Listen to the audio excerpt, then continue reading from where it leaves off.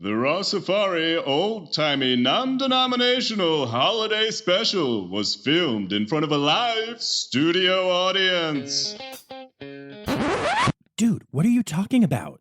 No, it wasn't. None of us were even in the same room. Dude, I'm just trying to make this sound more professional and not like it was made by some nerd sitting alone with his only real friend, his computer. Oh, I'm gonna get you for that one. Wait, crap, we're live. Just cue the theme song. Go. The Rossifari Old-Timey Non-Denominational Holiday Special, featuring Dani, Poirier, Larson, and Katie Propp, with special guests Kathryn Allen, Natali Berry, Sarah Lynn Bowser, Elizabeth Johnson, Lizzie, Lohr, Tessa, McKelliget, Magic, Mike, Motsch, the Master of Mario, Miles, Rossi, Dr. Zoe Rossi, and Vittoria Vitauri. Music and additional voices by Taylor Isaac Gray. Unique artwork by Laura of L.E. Audison Studio. I'm your announcer for tonight's festivities, Randy Brown. And here's your host, the guy who puts the Rossi in Rossifari. Oh, I just got that. John Rossi! Oh, thank you so much. Thank you. Oh my goodness. Hi, hello, hi. Welcome to the Rossifari Old-Timey Non-Denominational Holiday Special. I'm so excited to be here spending this time with all of you. And y'all, we have a treat today. As you may have been able to tell from the introduction, we are going all in on this special. Those of you who have been listening for a while, you'll know that I've done Halloween specials before, the Spooky Spectacular, and Valentine's Day episodes, Rossifari After Dark, and even Rossifari Down Under, some of my earlier Australian episodes. And basically what I do in those moments is I have a funny alteration to the theme song, or I do a little single skit at the beginning, and then we just do a normal interview. This is not that, y'all. This is going to be an entire holiday special. Think of any of the old-time variety shows that you've seen in the past, or think of something like SNL. And yeah, I'm really excited about this. I have been working on this and writing this for a while, and now it is here, and I'm so excited to share it with all of you. We've got jokes, we've got sketches, we've got music, we've got all kinds of fun stuff. We also have some actual interview moments where you'll get to hear some actual zooey things. We're not completely moving away from the theme of the podcast in general, but we're going to have a lot of fun, and I hope y'all really enjoy this. I'm going to start off by giving you a holiday gift. There is something that I have been doing on the podcast since near the beginning. It's a kind of inside joke thing. It goes real deep, I'm not going to lie. And I've occasionally asked people on social media or even in person when interacting with people if they've ever caught on to what it is. And to date, except for the people who I've told, not a single person has caught it. But now I'm going to let you know what it is. It's just something fun that hopefully you'll start catching after you listen to this, and you'll be able to have a deeper appreciation for just how stupid I get on my podcast sometimes, which, to be fair, if you listen, you already know can be pretty darn stupid, right? So here it is. I always start the podcast by saying hello 3 times. Now, that might not seem like a huge deal, but there is a story behind it. One of my favorite comedies of all time is a television show called Community. And this is a show that unfortunately was not super popular, but the fan base was absolutely rabid and was good enough to keep the show going for 6 seasons.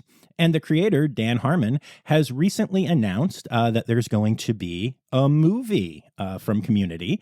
And that's extra exciting because in an early episode, I think it was season 2 or season 3, one of the main characters, Abed, shouted, 6 seasons in a movie? And it wasn't related to the show, but it became the rallying cry of the fans. And now it seems like we will, in fact, get our 6 seasons and a movie. But anyway, one of the minor characters in the show, a character named Vaughn, always greeted people by saying hello 3 different times. And he would say it different ways. Good morning, good afternoon, good evening, or hi, hello, how are you? Or whatever. He would also do it while saying goodbye. And so I have just adapted that into my little pod world. And it makes me happy every time I do it. And I've been so entertained by the fact that I've literally talked to fans of this podcast about the show Community, and they have not caught that. So my gift to you to start off this holiday season is this entire special, of course, but also just that little bit of insider baseball that I hope makes you chuckle a little bit or just roll your eyes at me like many of you do every time you hear me start talking at the beginning of the podcast. But enough from me. Let's get this ball rolling. We're going to start off with a little bit of humor by a friend of the pod, and then get to our first featured guest of the evening, Katie Propp of Penguins International.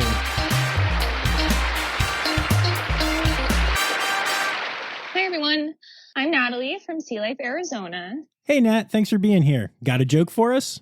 You know that Santa Claus brings toys to all the good human children of the world, but do you know who gets gifts for all the good shark pups out there? I have no idea. Santa Jaws. Okay, yeah, that was really corny, but it's okay. It's really cute. Happy holidays and happy Krampus to all of the Rossifari podcast listeners. You guys are amazing. I think. I don't know most of you. Okay, bye. Amazing. Thank you so much, Natali. All right. Katie, hi. How are you? It's so good to see your face again and to have you back on the pod. Hello?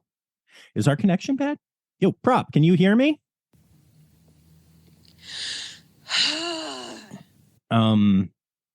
Katie? Is everything all right? Are you okay? No, John. Everything is not all right.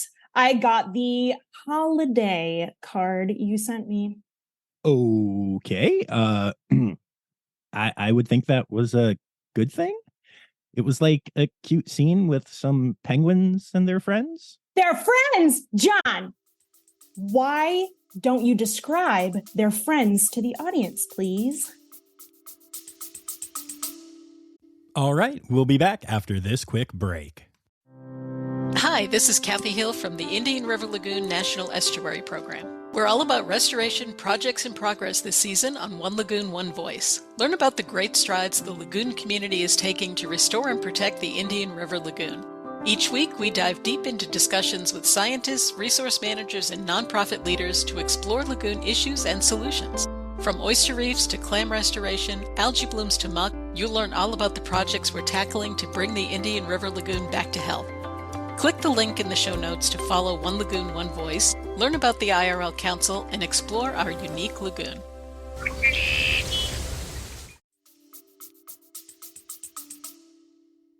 Well, it's been a minute since I picked out the card, but I remember there was a snowman. Mm-hmm. There was a polar bear. A polar bear, yes. Okay, that makes sense because the polar bears are in the Arctic with, Santa and those types of things. But you know what else there was?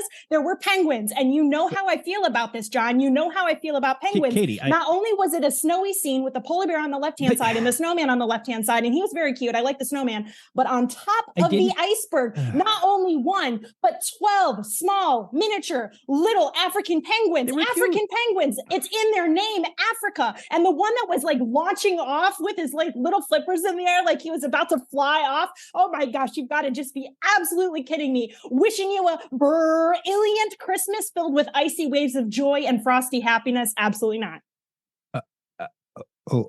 Okay. I'm sorry.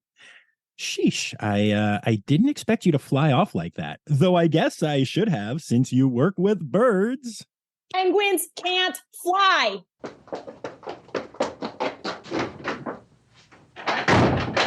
Okay. Well, I'm going to go talk to Katie. And while I do, here's something different for y'all to listen to. Hi, everyone. It's Vittoria from Naples Zoo, here with a great joke. Okay, John, are you ready? I'm ready. What type of bird is the best to have you help prepare holiday gifts for people? I don't know. A woodpecker. A woodpecker? Yeah, because they are great at rapping. Duh. Oh. Well, jokes aside, hope you have a great holiday season on behalf of myself and everyone from Naples Zoo. Thank you, Vittoria. Okay, and I'm back with Katie Propp, who now swears she will talk to me. Hi, John, and hi, everyone. Obviously, we were just being silly in the last bit, but it is true that penguins and polar bears do not live together. And it seems like most companies that make the stuff with animals on it during these holiday times just don't know that. Yeah, it's rough. I do like sending you pictures of those things sometimes, but that's not what we're here to talk about. Although you did a very good job talking about it, lots of words. But you are here today to share another interesting fact about penguins, and this fact can apparently help people with their holiday visits, right? Absolutely. So, in a study published in Science of November of this year, 2023. Scientist Liberel and colleagues studied a colony of chinstrap penguins. They, of course, have the black definitive chinstrap line underneath their chin. These chinstrap penguins that they studied were nested close to brown skuas, their predators, on King George Island in Antarctica. These researchers wanted to understand how the heck penguins can sleep with predators looming close by when the penguins themselves need to take turns on foraging trips into the ocean for food, while the other partner watches over the egg or chick. Neither task allows for much rest. So shout out to all the adults out there that have to go grocery shop with kids in tow. So how the heck do you measure sleep in penguins? I'm so glad you asked. The predominant type of sleep in birds, including penguins, is called slow wave sleep. A few science inventions allow for scientists to measure this and more. Cool gadgets include a sleep logger called an electromyogram or EMG, mounted to the center of a penguin's back, a GPS located at the base of the body near the tail, and a pressure logger mounted on the leg. These devices can study body movements, activity and inactivity, location, as well as the muscle tensions and movements related to the presence of REM sleep. If you've ever participated in a sleep study, you might have been hooked up to an EMG at one point. One hypothesis scientists had was that penguins on the edges of colonies that are closer to the predators, those skuas, need constant vigilance and therefore sleep less than the penguins in the center of the colony farthest from the predators. This kind of study was already looked at and proved to be true in mallard ducks. But does that translate to penguins? Turns out the penguins nesting on the border of the colony experienced more slow wave sleep than those in the center of the colony. Scientists discovered that the chinstrap penguins experience slow wave sleep. When they experience it in small doses known as microsleeps. And at the edge of the colonies, penguins experience more frequent microsleeps than the birds in the center that are exposed to more interruptions, including the aggression of other birds near them, the noise, and of course, the predators that could land in the colony gaps. What makes this blow my mind is that chinstrap penguins that are out foraging at sea can also take micronaps on the surface of water. Wait, what? That's crazy. It's so crazy, but it is more common to microsleep on land. So the ability to microsleep provides penguins the chance to get restorative functions that sleep provides to the brain, but it also allows them to adapt to their environment during their periods of wakefulness. So believe it or not, emperor penguin and little blue penguin sleep studies have already existed. The 1989 emperor penguin sleep study by scientist Bucat and colleagues discovered emperor penguins have frequent alterations between walking and slow wave sleep, spending 37.5% of the time in slow wave sleep and 14% of the time just drowsy. Same dudes, same. And in the 1984 Little Blue Penguin study, microsleeps lasted 42 seconds on average. However, both of these studies of penguins were penguins in human care, and they had a cushy reproductive situation. In this wild chin-strapped penguin study, Liberel and colleagues discovered that the chin straps nodded off more than 10,000 times a day for 4 seconds at a time and still managed to get 11 hours of sleep. Mic drop. And that is why penguins are amazing parents. So at your next holiday party, just take a couple microsleeps and it'll go by quick. Anytime politics come up, microsleep. Anytime, right? anytime anything comes up, take a microsleep. Yes, I love it. Awesome. Well, that is an amazing fact. Yeah, it's just some awesome science. Wait a minute, were you just taking a micro nap? Yeah, I totally took a micro sleep while you were saying all of that. Wow, that hurts my feelings. Just kidding. Love you. You too, bud. And happy holidays to all the Rossifari listeners. If you think penguins are cool or you just want more tips on how penguins can help guide your life choices, be sure to check out Penguins International. You can find us at www.penguinsinternational.org or follow us on social media at penguinsintl or penguins_international, depending on the channels you prefer. See you there, penguin nerds. Woo! Give it up for Katie Propp, y'all! Oh, we love Katie Propp on this here podcast. Yes, we do. I do think it's funny, though. Whenever I hear of a study that is released in the journal called Science, it cracks me up because people are always like, according to science, which is true in this case, but is also the dumb thing that people say online all the time. Anyway, here's this. All right, we'll be back after this quick break. What if I told you scientists discovered 100 new species in the deep ocean? Why did crocodiles survive extinction? Megalodon. How did it go extinct? Hey, it's me, Forrest Galante, wildlife biologist. You might know me from Joe Rogan's podcast or my various TV shows like Extinct or Alive and Shark Week. Join me and my friends as we dive into the wild world of animal anomalies and everything wildlife. Don't miss out. Click here to uncover these mind-blowing animal mysteries. Hey everyone, it's Tess from Lone Pine Koala Sanctuary in Brisbane, Australia.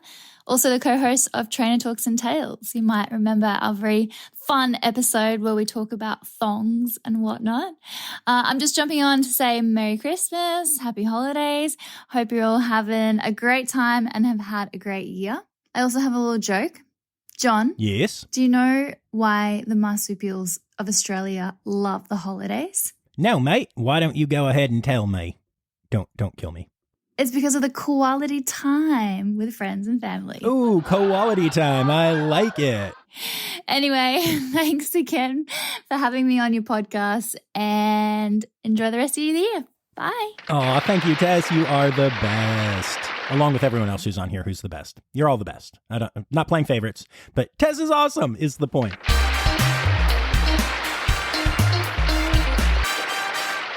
And now, the Zookeeper's Holiday.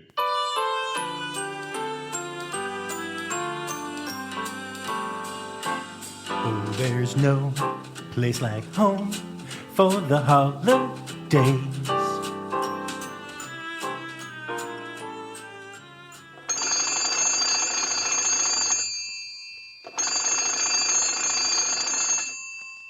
Hello? No, Mom, I can't be there first thing in the morning. Yes, I have to work. No. No, Mom. The animals can't just feed themselves. No, they shouldn't have to wait so we can open presents. Ma, I gotta go. 2 hours later. Oh, I love all my animals so much. Okay, I fed everyone. Everyone has fresh water. I cleaned all the enclosures. Most importantly, I know I checked all the locks. Is everyone good? Now, before I go, surprise! Despite the fact that there are over 400 of you in this building, I got each of you your very own holiday gift, and I wrapped them all. It's a lot harder to wrap dead bugs and rodents than you might think, and I guess wrapping snake gifts was a silly idea because you don't have hands. Anyway, here they are. Oh no, I forgot to buy presents for my family.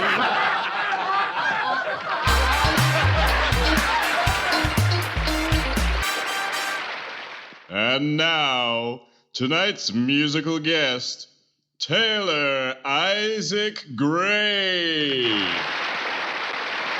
Hello, folks. It is always nice to be here at the Rossifari podcast. We are going to perform a little song for you now featuring the TIG Studios Taylor Choir singers. Now, this may be a song that you think you may know, but it is not, in fact, the song that you think that you may not think that you may or may not know is the song that you think that you know. Please enjoy.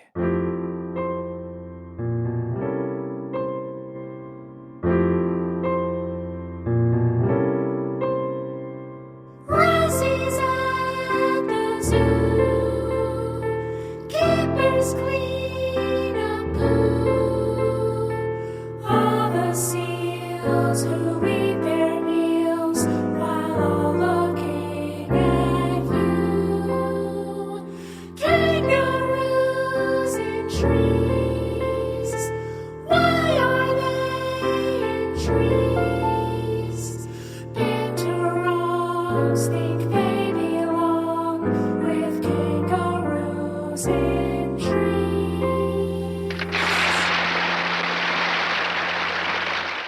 Hi, my name is Elizabeth Johnson, and I'm from the Naples Zoo, but I'm also the host of the Mothering Wildlife podcast. Did you know there's an amphibian that loves kissing? It's a mistletoad! Happy holidays to all you Rossifari podcast listeners. And now we pause for a word from someone who is definitely not our sponsor. Hi, kids. Do you love animals? And do you love going to zoos, but hate how those pesky accredited facilities won't let you do stuff like pet the lions? Then you should come down to Bob's Unaccredited Animal Park in Waxahachieville Land, Florida. You don't just get to see the animals, you get to touch them, regardless of what species it is. Have you ever wanted to feed a lion? Well, now's your chance. But be careful, because fingers are one of Rory's favorite treats. You can even have your birthday party here. Be the only kid in your class to play pin the tail on the donkey with a real live donkey.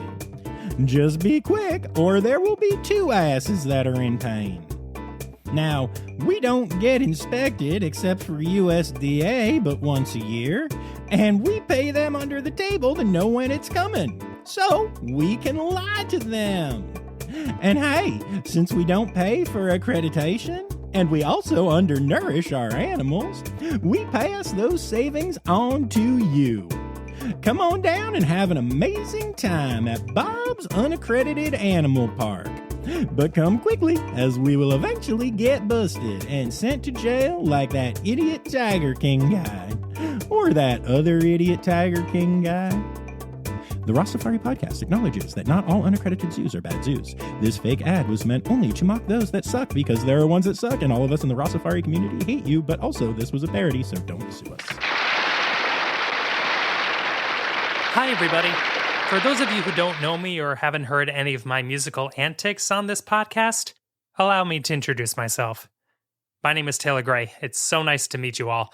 I just have one question I want to ask John real quick, if you don't mind bearing with me for a minute. Hey, John. Yeah, bud. Did you know that all farmyard keepers are Jewish? No, I did not know that. How can you tell? They spend time around the menorah. Really? I mean, it makes sense.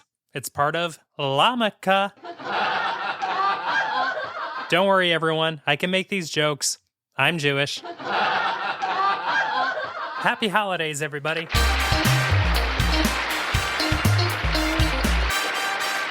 All right. Well, I hope y'all are having as much fun with this one as I am so far, because making this has been a blast. But we are a podcast that is, centered around actually sharing information about how things work at zoos. And so I wanted to bring on one of the most favoritist all-time guests of the podcast, Dani Poirier Larson, to share a little bit about what the effect having the holidays, especially the winter holidays, can have on both the people and the animals in care at zoos and aquariums.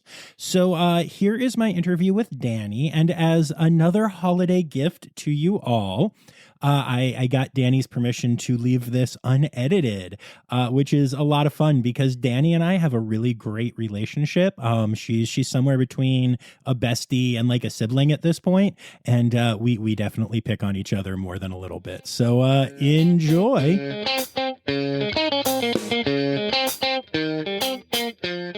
We never know what we're going to talk about until we just go. Neither do I. This is the most John statement ever.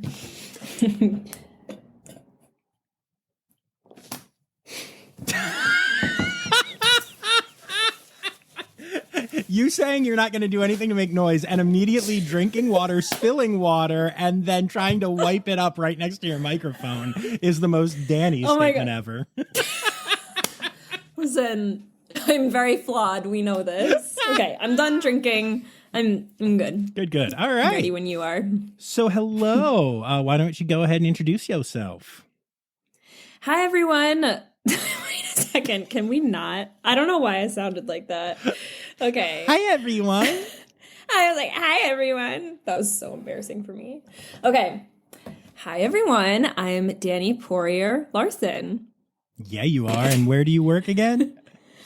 I work at Southwick Zoo. I'm the curator of birds and training and the intern coordinator. Woohoo, mother of birds. I would say and interns, but that would get weird. Very weird. Yeah. So welcome back as always. I'm excited to have you here as part of the Rossifari Old Timey Non-Denominational Holiday Special. Which is the name An of honor, this. truly. Yes. An honor. So, we are here today because I was just kind of curious. The holidays put a lot of stress on humans and change a lot of schedules and stuff. And I was wondering, what kind of effects that can have on both, the people doing work at zoos, keepers and such, and also the animals, both in terms of, husbandry and training. So if you just kind of wanted to espouse about all of that, that would be cool. Yeah, well, that's interesting. When I think about that question in particular, of course, I didn't know what you were going to ask. So this is I just want to be super clear here that if you go back to our messages, I absolutely told you that's exactly what I was going to ask. But that's besides the point. Yeah. I don't look at those things. I just say, yeah, let's do it. Let's do it.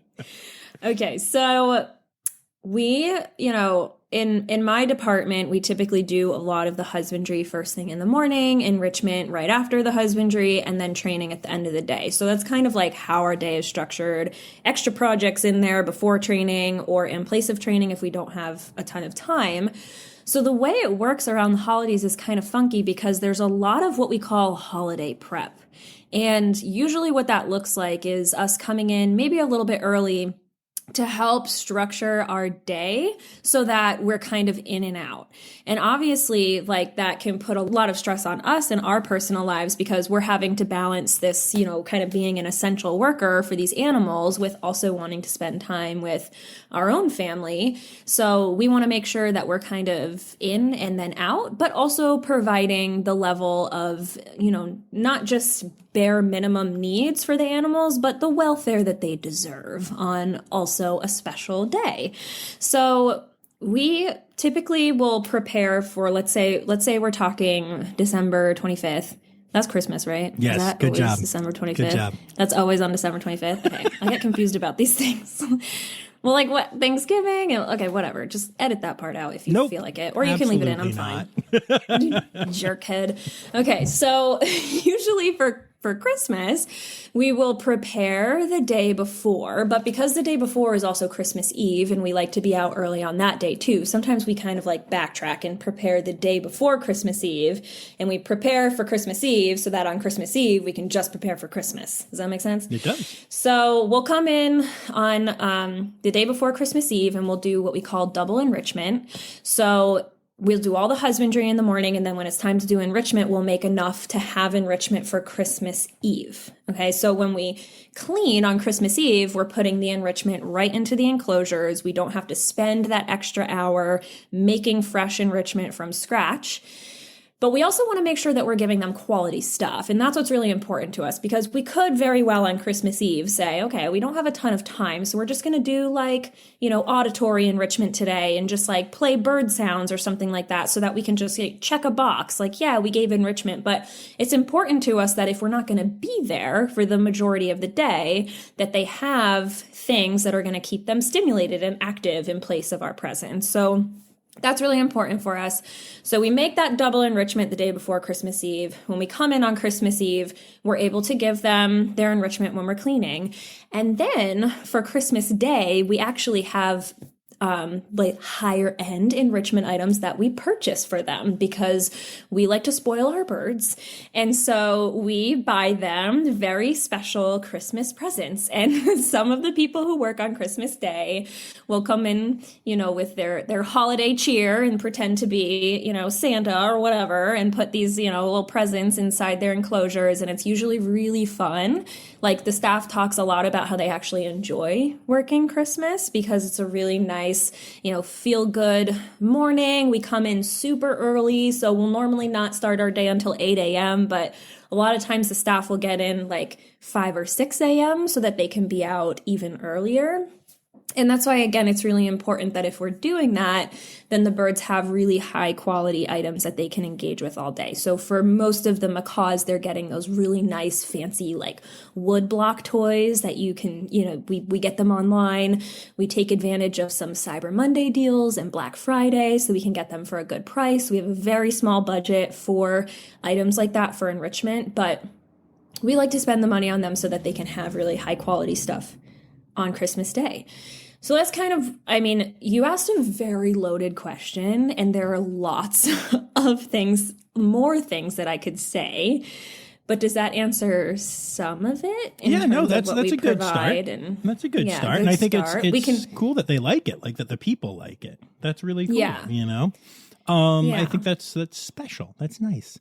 It is very special. Yeah. I'm curious, I guess about a bunch of different things, but you know, one thing that I'm kind of curious about, and I'm going to ask you to get into the animals' heads, despite the fact that you are not a burb, is just like, they don't understand that it's whatever holiday. And so I'm wondering, what do you think, just based on behaviors and things that you've seen and heard and whatever, what do you think they think is going on?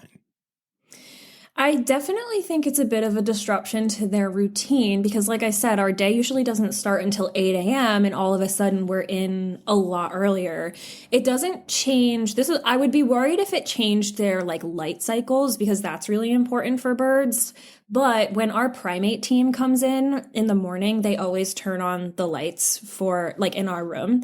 So because they come in super early, like 6 a.m. So the lights are on no matter what. They might go on a half hour early. So I don't think it impacts their light cycles all that much.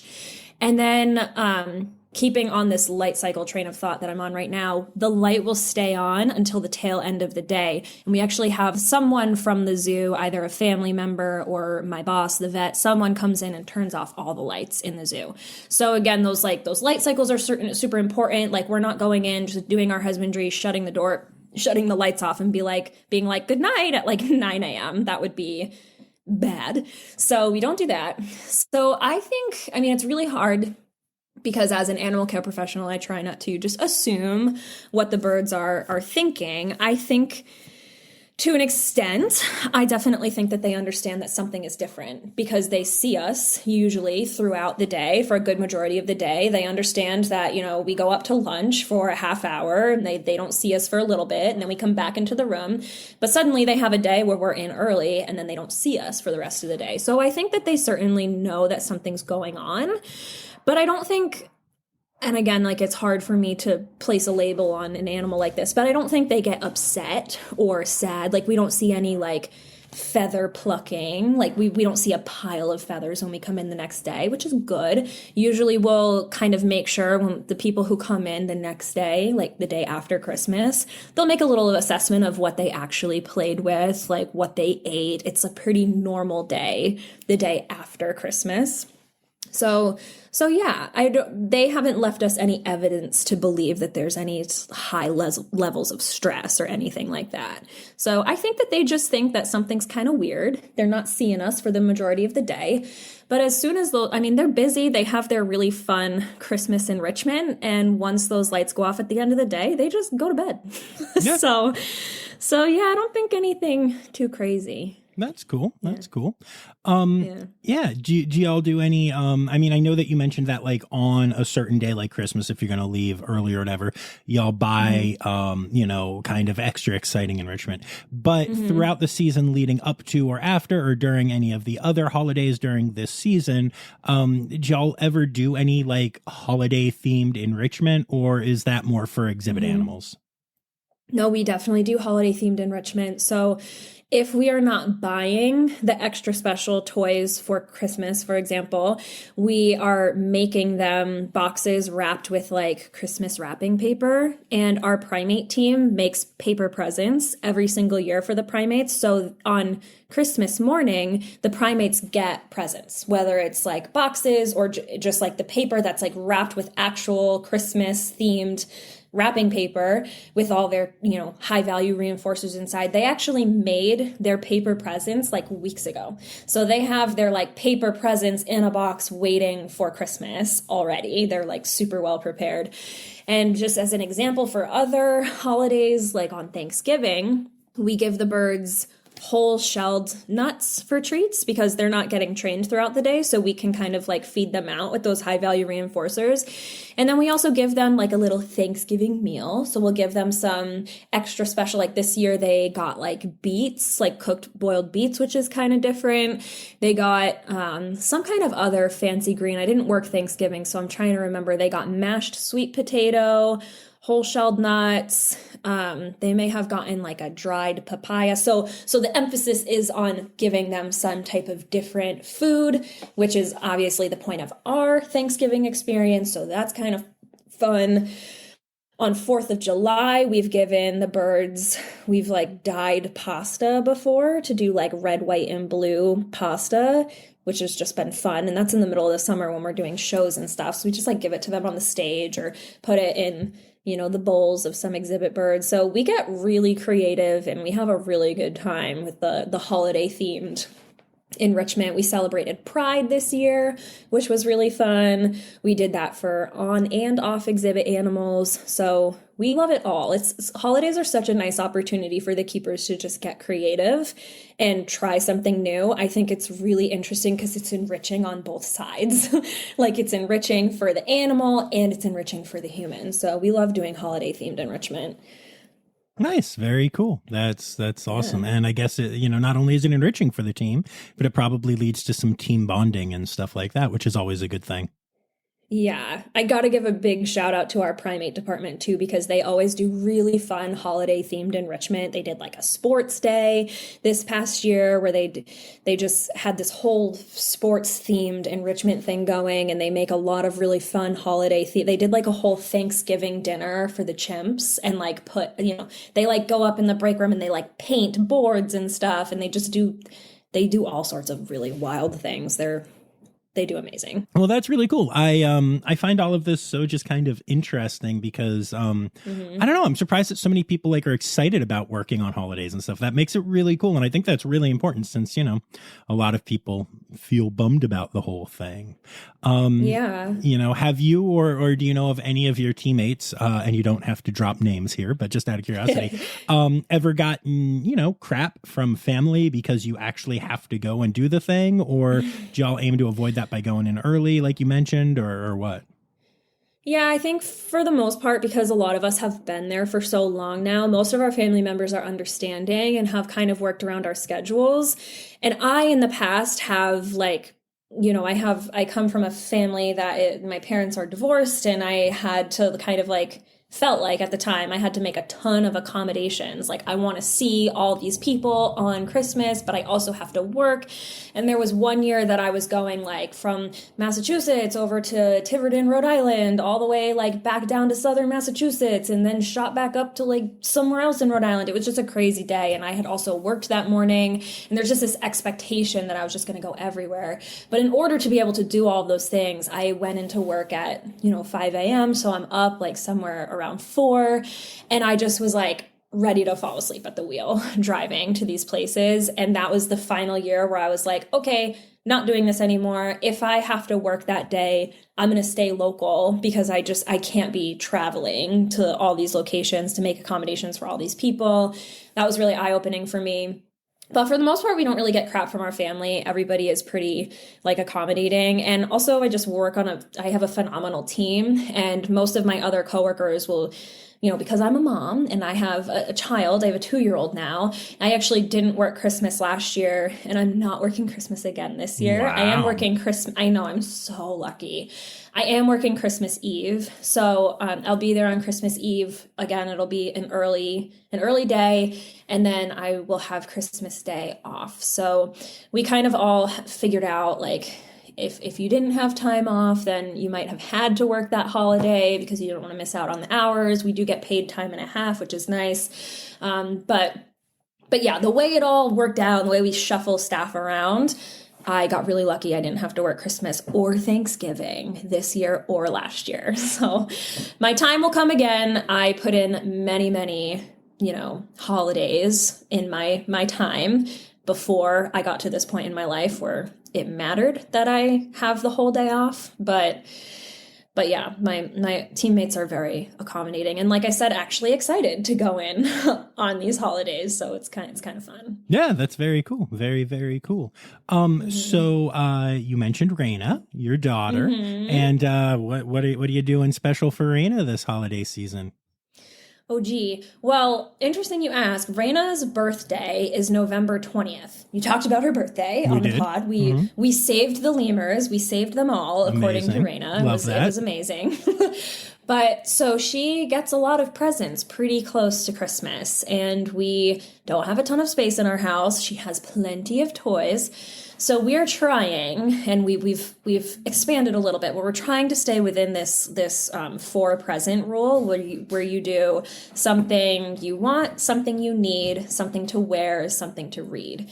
And so ultimately, we're trying to only give her 4 presents, but recognizing that she's a toddler and it's like kind of fun to open like little miscellaneous things here and there. So we've stuck to those 4 things, and then we've thrown a few other little things in there. So we'll be doing, Christmas morning with her here at our house, and then we'll be traveling to South Hadley to visit my sister later in the day. So yeah, it's really exciting though, because she's been excited about Santa for the last 2 months. Even before her birthday, she was more excited for Santa. So the day is finally near. She's very excited. Nice. And I'm sure everything will be Bluey themed. Probably. Yeah, Bluey, Snoopy, and then Zoe and I will be texting all day about Bluey. So, yeah. Yeah, both of our kiddos like Bluey, and by kiddo, I mean wife. Whatever. You like it too, though. Same thing. We're all kids here. You're not wrong. Twice recently, we've eaten dinner at Wegmans, and she just takes us to the table in front of where they're playing Bluey, and we just sit and watch Bluey while eating dinner. The two adults. Yeah. All right, friend. Well, thank you for taking the time to do this. I appreciate it. Yeah, thank you. Thank you for having me. What a fun treat. Yay. And now, back to the Zookeeper's Holiday.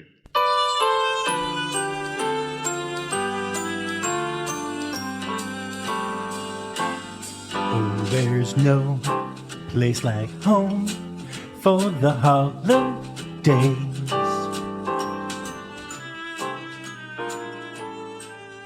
Hi, everyone. I'm here. Hi, Mom. Hi, Dad. Hi, Uncle Brad.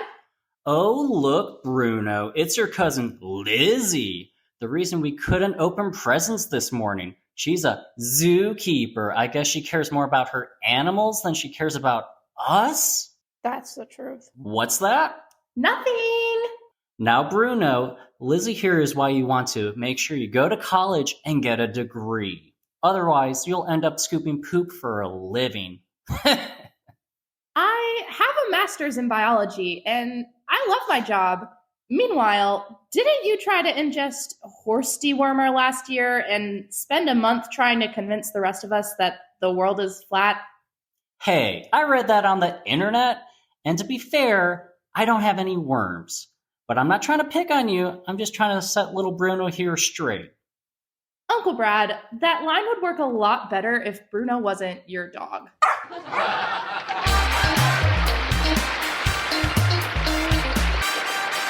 And now it's time to hear from another one of those people on this podcast that you just love so very much.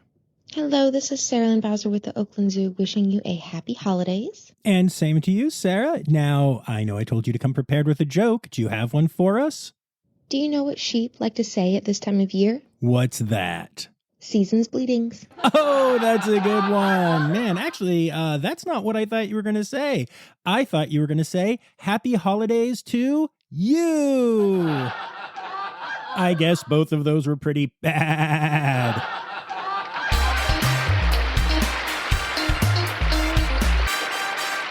Ladies and gentlemen, once again, Taylor Isaac Gray.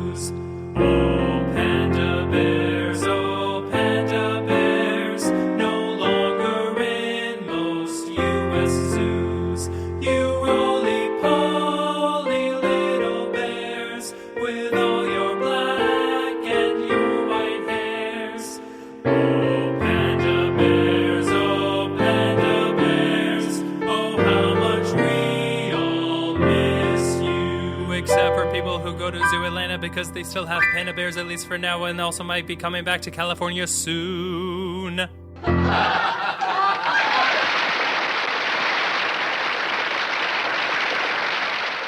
Hey everyone, it's Kathryn from Clyde Peelings Reptiland. Hey John, what do you get when you cross a sleigh bell with a skunk? What do you get? Jingle smells. Oh, I thought you'd say with a jaguar. Oh, why is that? That's how you get jungle bells. Happy holidays to all the Rossifari listeners out there. And now the thrilling conclusion of the Zookeeper's Holiday.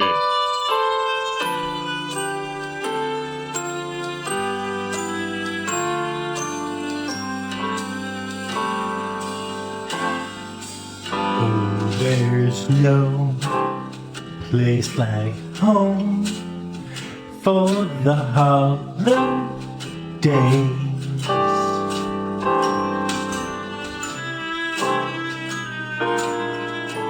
Hey, I'm sorry about before. I do want to actually learn about your job. So you're a reptile keeper? Yep. That include keeping snakes? Yep. Man, I tell you, I hate snakes. They're so gross and slithery and they just... Well, I love them. I have one that's my favorite. Sirius, the garter snake. I've put in a lot of time building our relationship and training He poisonous? him. What?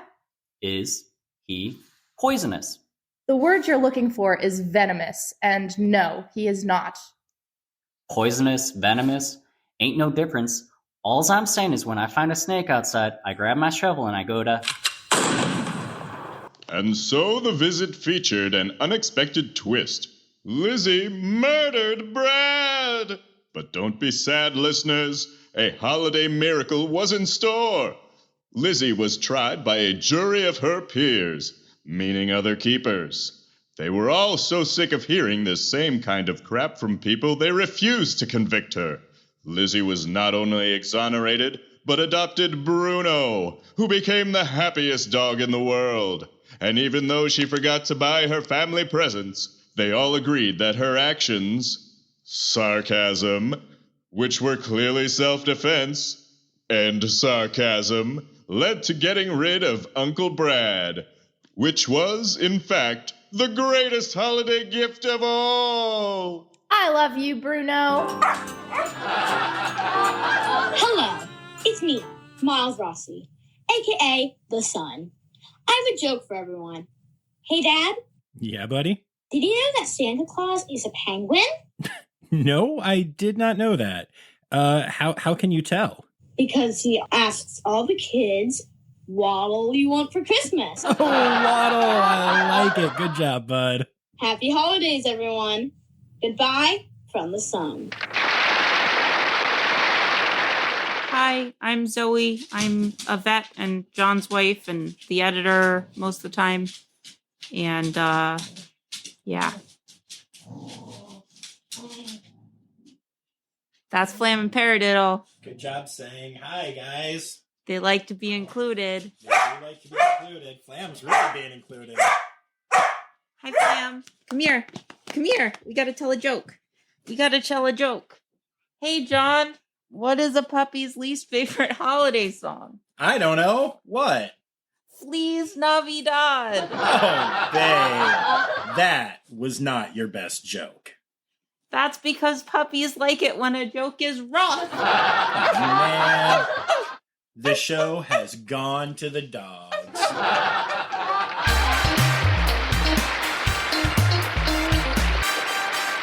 All right, so there you have it, folks. The first ever Rossifari old-timey non-denominational holiday special is in the books. I cannot believe that all of this came together so smoothly and so quickly. I originally had a different, more traditional Rossifari-style episode planned for this week with just a bit of a holiday twist, but when this idea came to me, I had to run with it. The entire special, from the time that I thought of the idea to the time that I am finishing recording it right now, took just under 1 week, the same amount of time that an episode of Saturday Night Live comes together. But, unlike those slackers, it was just me putting it all together, which has made for an insane week. Truly, I cannot thank everyone who was involved enough. As soon as I thought of this idea, I started reaching out to the guests you heard today, and every single person said yes with no hesitation. That includes my buddy Randy, who is one of my best friends for over 20 years and does an amazing announcer voice. This just would not have been the same without him. And in total, it is 13 people who agreed to add this to a really hectic time in their year. Okay. Sheesh. Right, okay. 13 people and 2 dogs. And, you know, the people involved didn't just have to say the stuff that you heard, but they had to record it, something that can be challenging for people who don't do this all the time.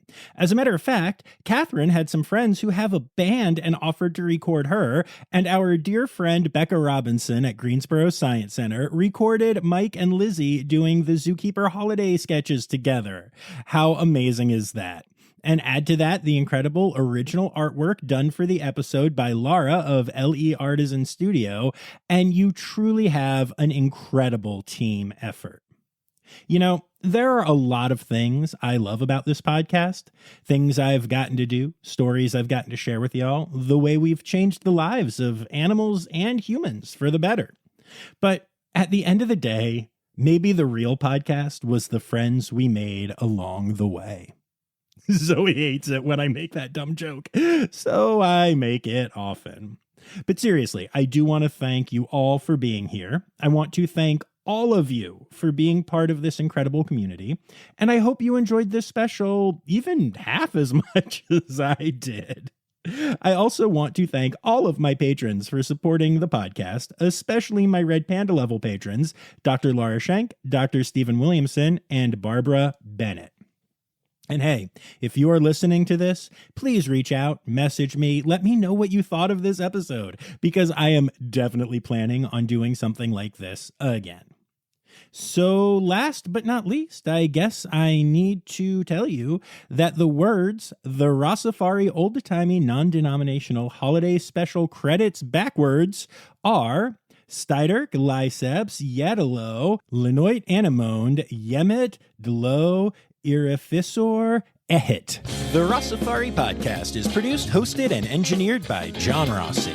Editing and fact-checking by John and Dr. Zoe Rossi. Our theme song is Sevens by Nathan Burke, performed by Nathan and John. Interrupting John theme and additional voices by Taylor Isaac Gray. You can reach John directly on Instagram and Facebook at Rossifari or by email at rossifaripod@gmail.com. Rossifari is part of the Daydreamer Media Network. Now, stop listening to me and go visit a zoo.